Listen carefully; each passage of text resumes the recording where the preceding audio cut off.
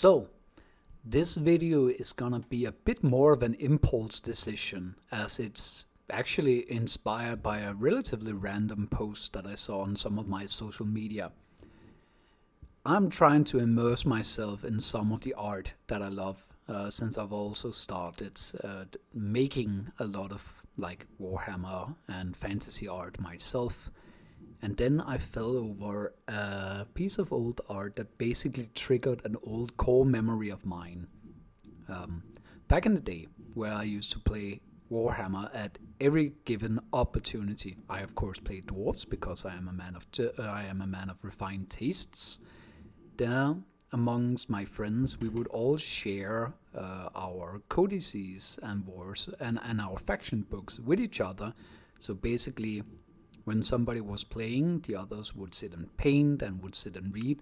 It was just a great old time where we would sit in a really warm attic and then just play and immerse ourselves. And I remember that in one of the old Chaos books, there was this specific piece of art that I always stared at. And that was of the dragon Galrach, as you can see on the screen here. While I don't plan on doing a lot of Warhammer Fantasy, just seeing this old piece of art just made me wanna just share a bit about how something truly fantastical and truly terrible was a part of the fantasy setting. And if you are a kind of person who's into power scaling or just need a really badass creature from one of your stories or one of your TTRPG campaigns, you should really look into Galrach. Anyways, here's a bit of a story for setting us in. The sun hung low over the fields of Langur that morning, painting the wheat golden as I swung my scythe. The lords and knights up in the city talked of glory and the lady's blessing, but for folk like me, life was simple. Sow, reap, pay the tithe, and pray that greenskins would stay away. Then one fateful day the sky tore open with a sound like the world splitting in two. I looked up and had to shield my eyes, and there I saw it. A shadow bigger than any cloud blotted out the sun. 2 necks, 2 heads, scales, the color of corrupted night and old blood, with wings that looked like torn sails from the largest ship. They beat once, and the wind that followed knocked me flat into the stalks of my field. Galrach. Even peasants had heard the whispers and tales, and through fear knew them by heart. The first and the greatest of the Chaos Dragons, father of monsters. Twice-headed abomination who served the dark gods themselves. The dragons circled the city once, slow and terrible, as if it was savoring the sight.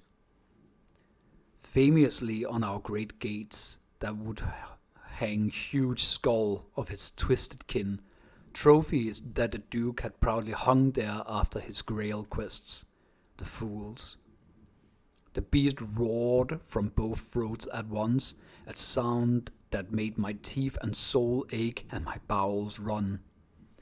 One head started to breathe a black mist that rolled down like living fog, while the other spat twisting flame that burned green and violet. And I ran. What else could a man with only a scythe do? Behind me, the city woke up in panic. Bells clanged, knights shouted for their horses and their lances, and I even saw young Jean, the miller's son, who always dreamed of knighthood, scrambling up the walls with a borrowed spear. Paul had never even reached the parapet.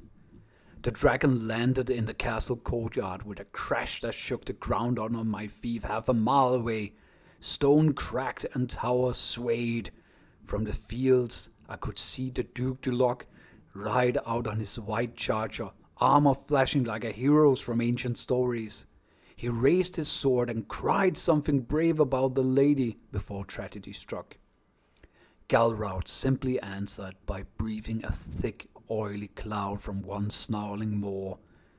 The terrible mist swallowed the Duke and his horse whole, and then drifted away, where there would only be a heap of twisted metal and something black and wet oozing from the cobbles. No screams, just silence where a hero had once been. Then the slaughter began.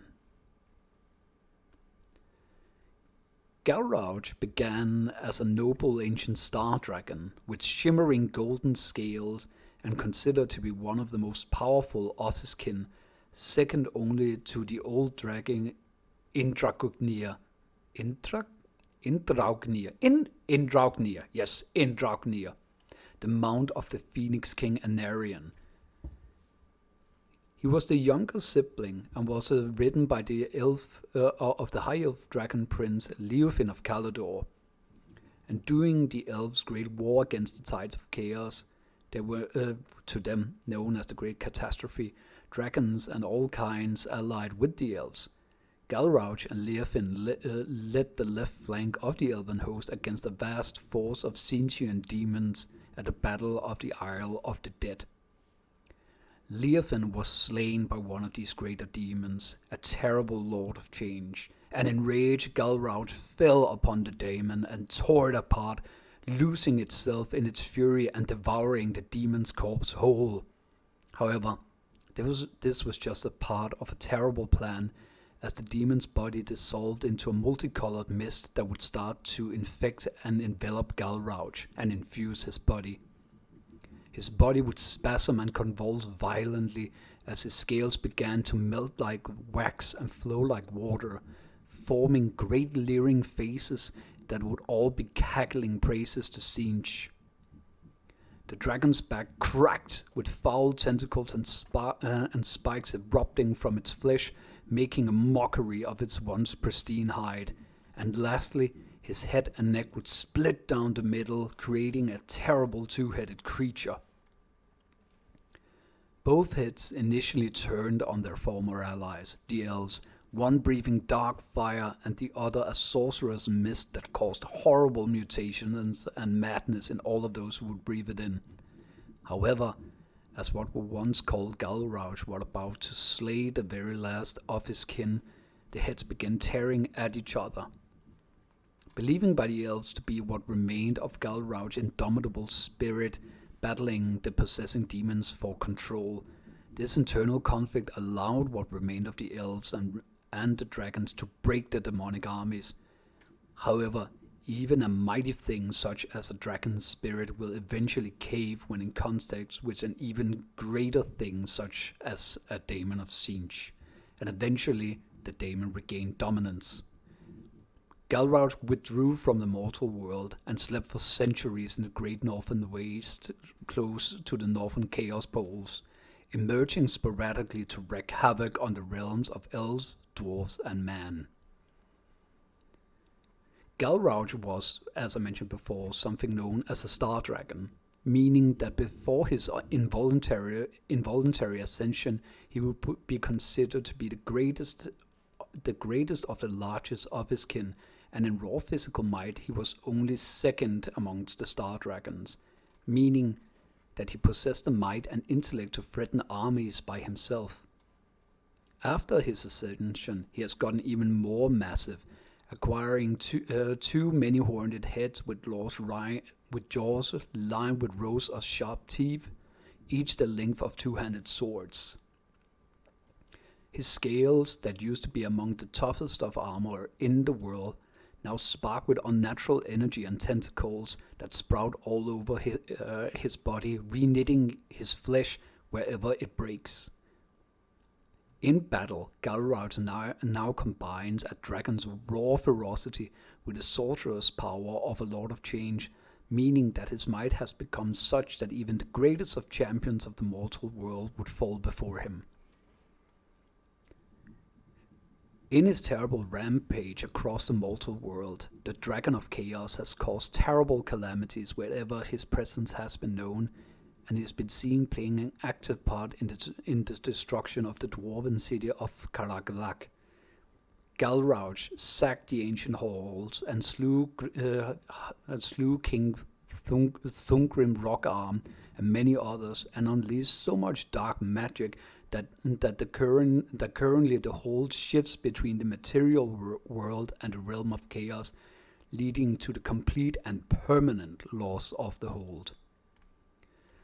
Full of vigor after Galrach, Galrach took to the skies and caught the scent of one of his twisted chaos dragon offspring.